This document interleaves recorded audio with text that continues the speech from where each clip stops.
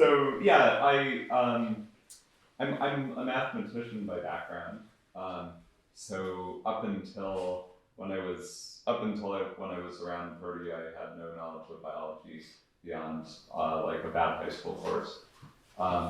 So I got into the field I learned to program, and then I did and then I learned data science, and was doing data science of various kinds, and then got into bioinformatics.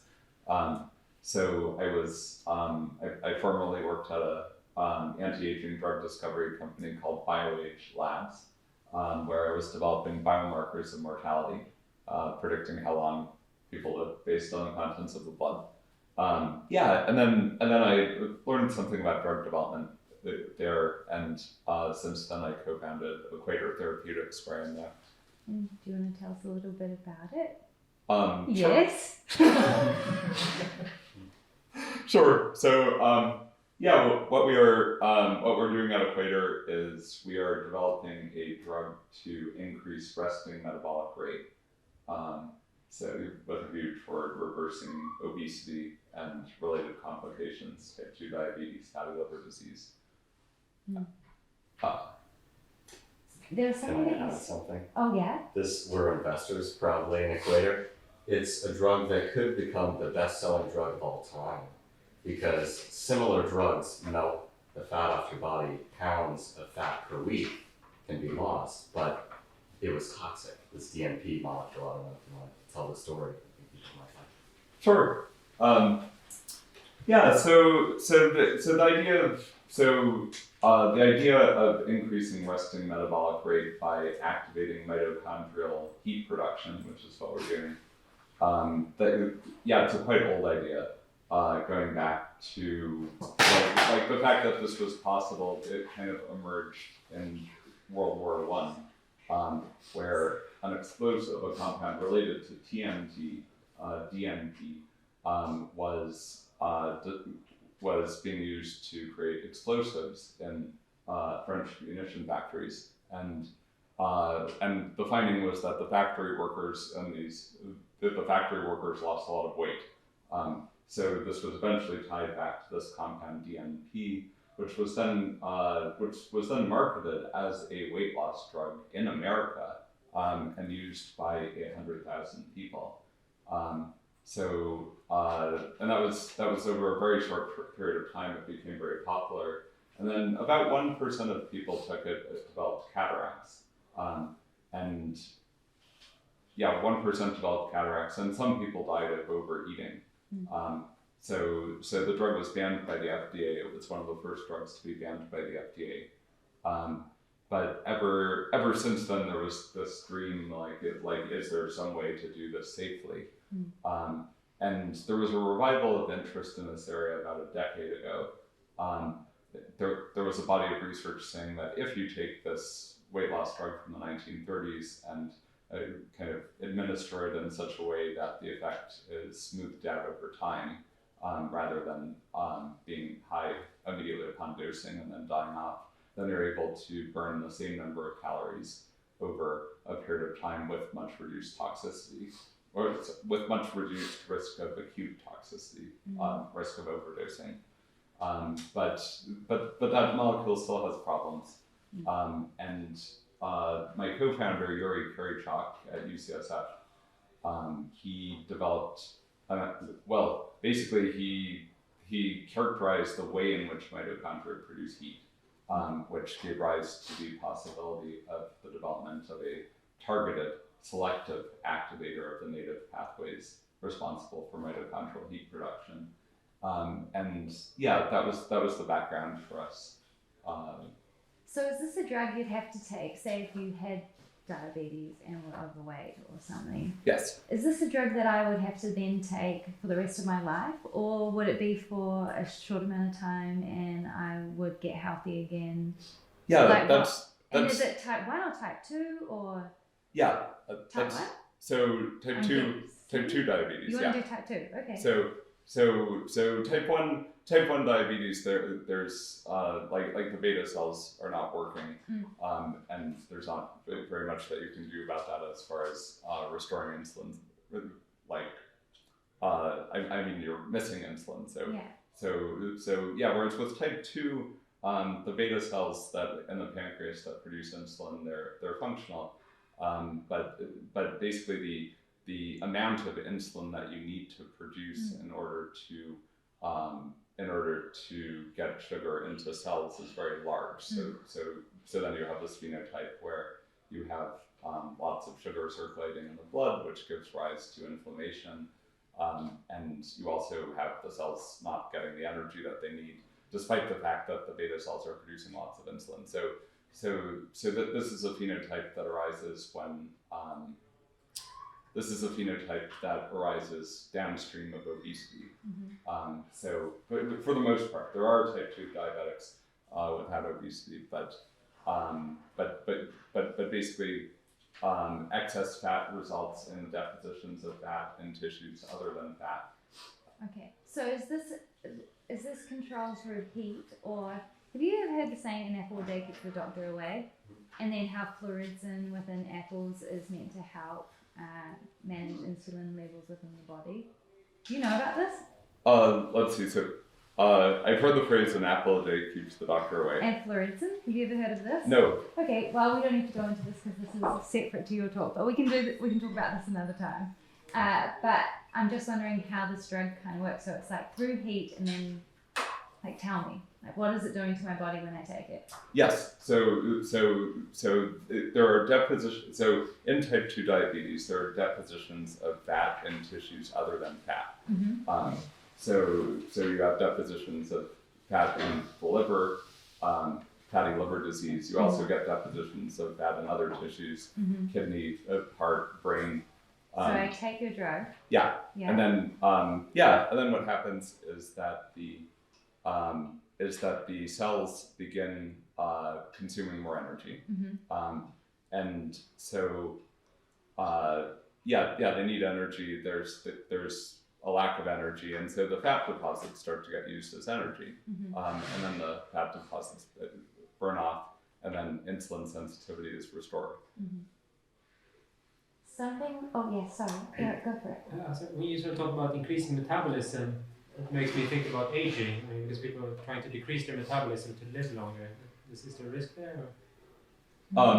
Let's see. So the drug that we're developing, the mechanism that we are targeting, mitochondrial heat production, it activates the same metabolic pathways as exercise. So all of the metabolic pathways that are upstream of ATP production, which is what's induced from exercise, are also upstream of heat production. So basically, the effect on aging is expected to be similar to the effect of exercise as far as metabolic stuff goes. Okay. But then you would sort of eat a bit more. I mean, if you just eat the same amount and take the drug, then you would maybe age compared to eating less.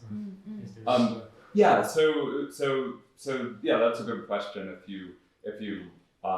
If somebody's burning more calories, then like, do they get hungry? Do they start eating more? And then does it like not end up mattering? So what we know is that in the 1930s, when people were taking this compound for weight loss, that this was not an issue. That the people still lost weight on balance. Like they might have eaten somewhat more, but on balance lost weight. We discussed earlier that often drugs don't seem to have the same amount of testing on, female bodies. Can we discuss how you're exploring that so that, So it's super important to me, obviously, but. Sure. So to give a bit of context on this, historically there's been a bias against including women in human clinical trials. Because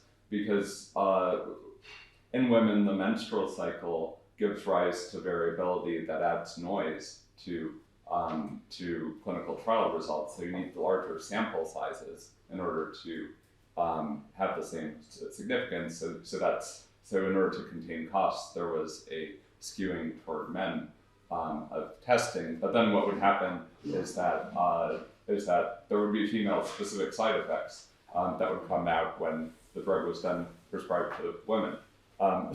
so there's been some pushback on this. I mean, you know, if you have a drug that's going to be taken equally by men and women, you really should have both men and women in human clinical trials. I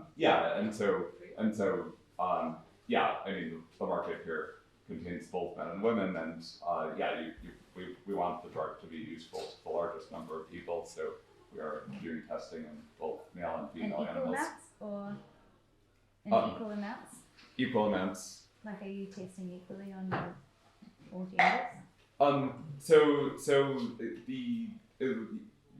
Yes. Yeah, cool. And what sort of side effects are you finding that are different? Yeah. Absolutely. So even more than that, the lead indication, the first disease he's going after, only affects women, PCOS, right? So this will mostly be used by women in the first We actually instance. haven't even discussed PCOS with this drug yet. No. So, would you like to elaborate? 'Cause Yes. that hasn't been brought up. I've heard diabetes and I've heard obesity. Yes. So PCOS. Yes. So What? Yeah. yeah,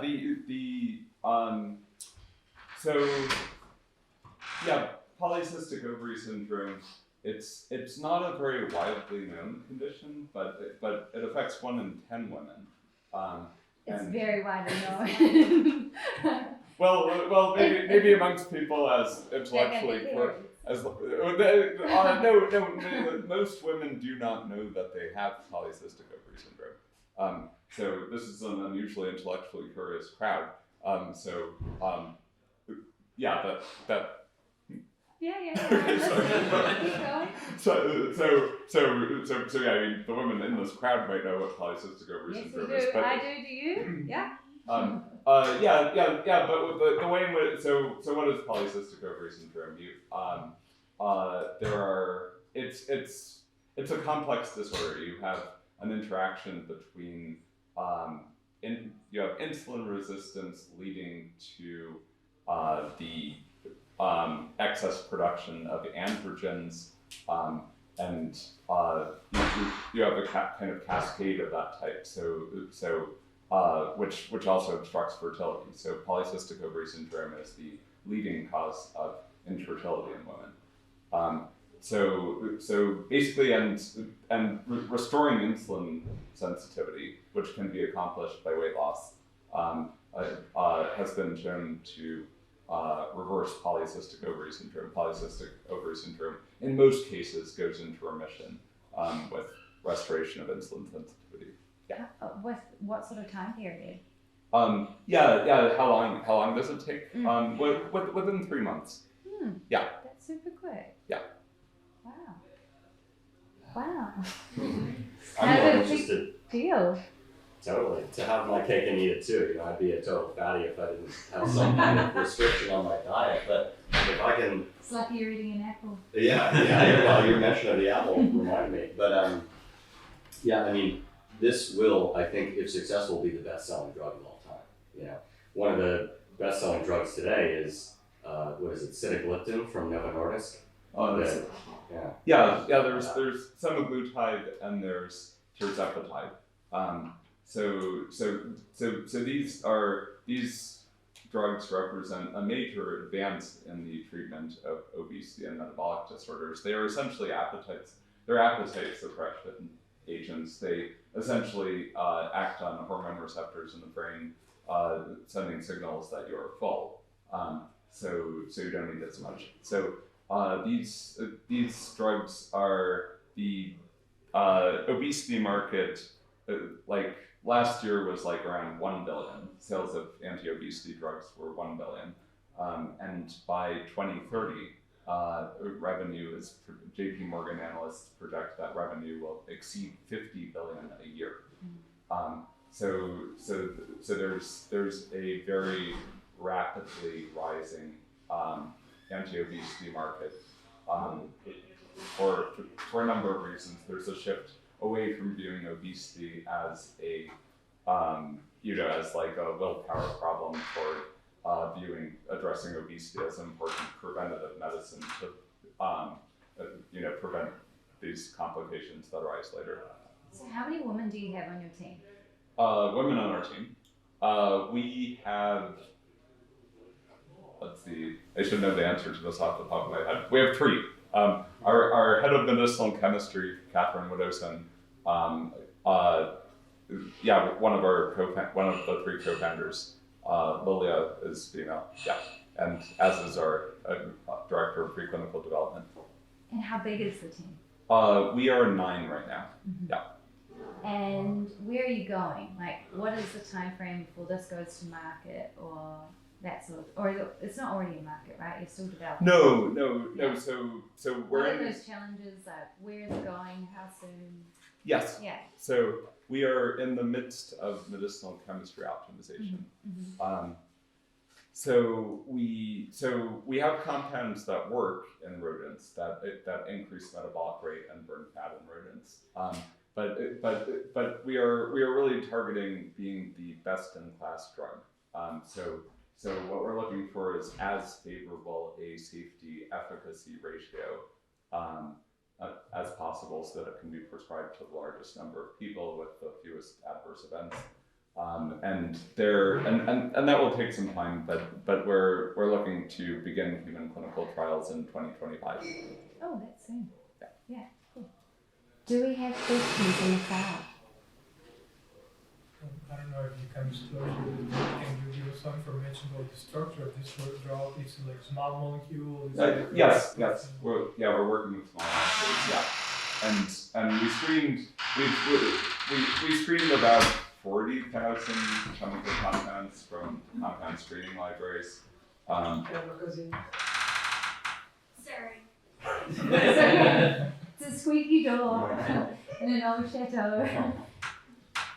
Yeah. So we screened about 40,000 chemical compounds available off the shelf. Followed up on the promising hits, and did chemical synthesis to improve the most promising hits. These are small molecules. Yeah. So how long have you been working on this? How long? We incorporated in August 2019. Yeah. Amazing. Do you have other diseases in mind? Yes. What's most robustly established is that you reverse obesity and related complications. But there is a much broader range of potential disease applications. So one point here is that Alzheimer's, part of the pathology of Alzheimer's is an accumulation of fat in the brain. We don't know how large a causal role that plays. It probably plays some role. It's not. We know very robustly that it's not good to have fat in all these other tissues, and so probably it's not good to have accumulations of fat in the brain. We're planning on developing a compound to cross the blood-brain barrier in order to burn fat deposits off of the brain. So there's a potential Alzheimer's treatment How does application. fat get to the brain? How does the compound get to the brain? No, like why? Like what? Why is it going to The certain, fat? Why is it going to certain people's brains? Fat. Yeah. Yeah. Why is there fat in your brain? Not your brain. I can be forgetful sometimes. Sure. Yes. I'm not an expert in the underlying biology. But with aging, even in people who are not overweight,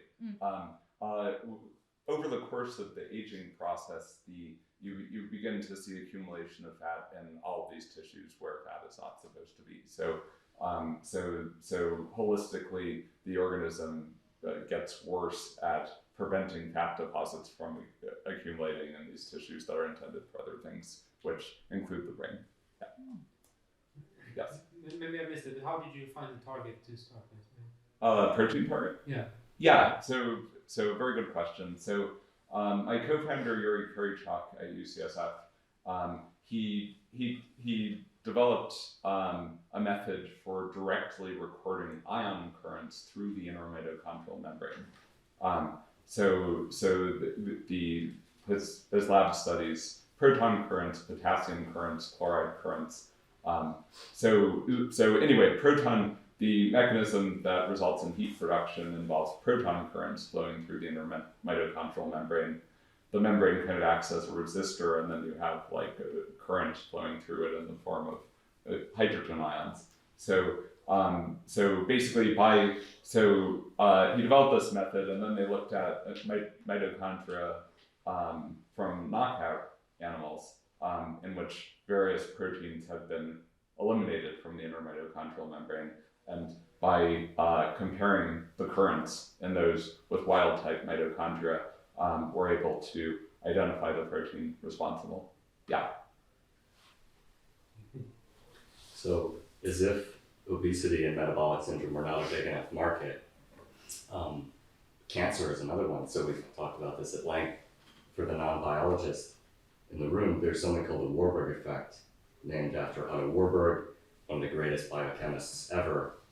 And what he showed was 80% of cancer cells do something that other cells, normal cells, don't do, which is called aerobic glycolysis. They ferment sugar, not using oxygen, but almost like how yeast make beer or whatever.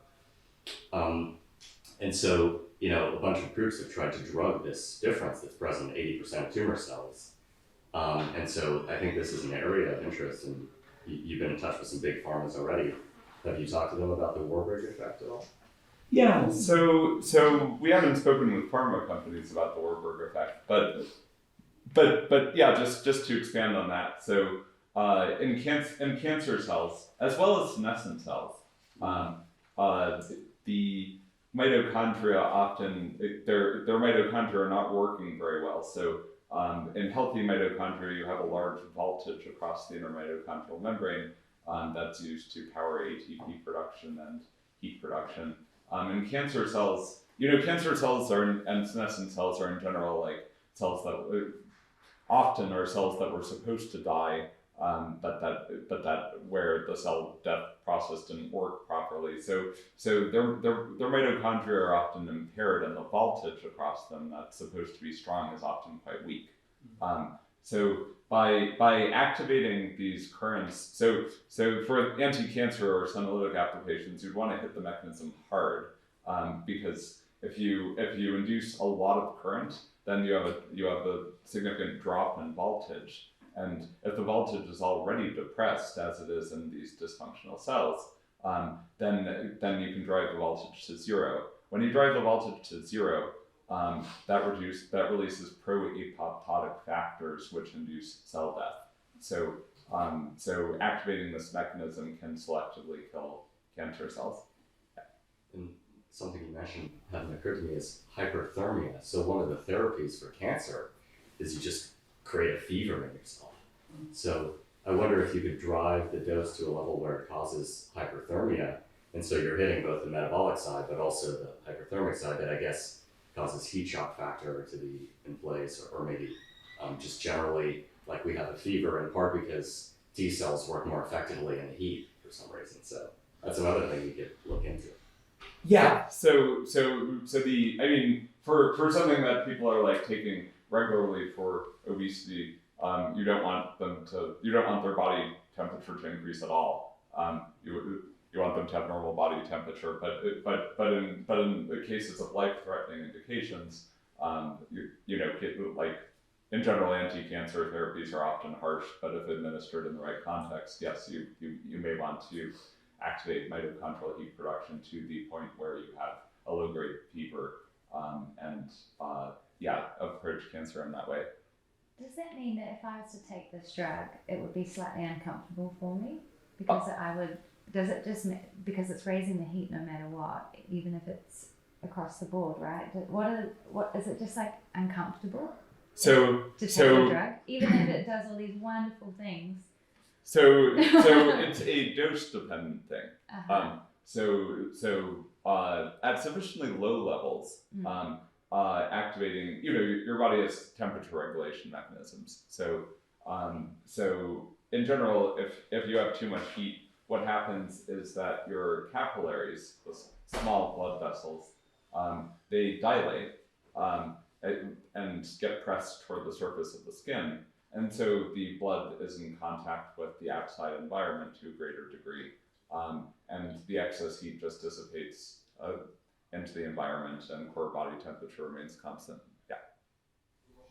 So No, keep going. I have a question when you're done. Sure. So basically, and we're looking for obesity. We're looking to stimulate this mechanism to a quite small degree. So they'll just be a bit hotter, maybe a bit sweaty. you would not feel sweaty. So we're looking to stimulate it to a degree much lower than the heat released when you walk. Oh wow. Yeah. So how long would you have to take this then? Just for obesity then? No, because in contrast with walking, I mean, you burn calories when you walk, but you also don't walk that much. Whereas this mechanism can operate in the background at a very low level, 24 hours a day. But you'd encourage people to walk with your drug, right? Okay. Yeah. Danielle. Yeah, I have a question about, is the therapeutic helping to train the body to continue doing this process, or do you have to keep doing it? Like my mom is pre-diabetic, she probably has 50 pounds to lose, something like that. Would it be something where someone takes it every day, they lose the 60 pounds, they come off their pre-diabetes diagnosis, and then there's a maintenance dose they have to continue, or like what? I'm just wondering about the scaffolding of the therapeutic. Yes. So, yes, you maintenance dose. So yes, you would not want to be taking a dose that like burns like a couple of pounds a week forever, because then you would just melt. So yeah, there will be an initial period in which patients are taking a certain dose to lose weight. Then there's the question of, do people need a maintenance dose after that, like, or can they just keep the weight off? That's its own question. It will depend on the individual, but keeping weight off in general is often quite difficult once somebody has spent a long enough time period in the obese state, because the body reinterprets the obese state as a healthy body weight, and there's an implicit kind of orientation toward that healthy body weight as a state of starvation. Which results in people like feeling hungry and like and not burning as many calories naturally and stuff. And so it may be that for most patients, having some maintenance dose is required in order to keep the weight off. Just to add on, it's also an anti-aging therapeutic, not just because caloric restriction and fasting is the best way to slow aging, but also because insulin is the most progerotic, aging-inducing protein that we know. In fact, it was the first gene when mutated insulin receptor in C. elegans by Cynthia Kenyon in the 90s that extends healthy lifespan dramatically. And so when people are insulin resistant, their body thinks that they're starving, so it's always trying to hold on to more.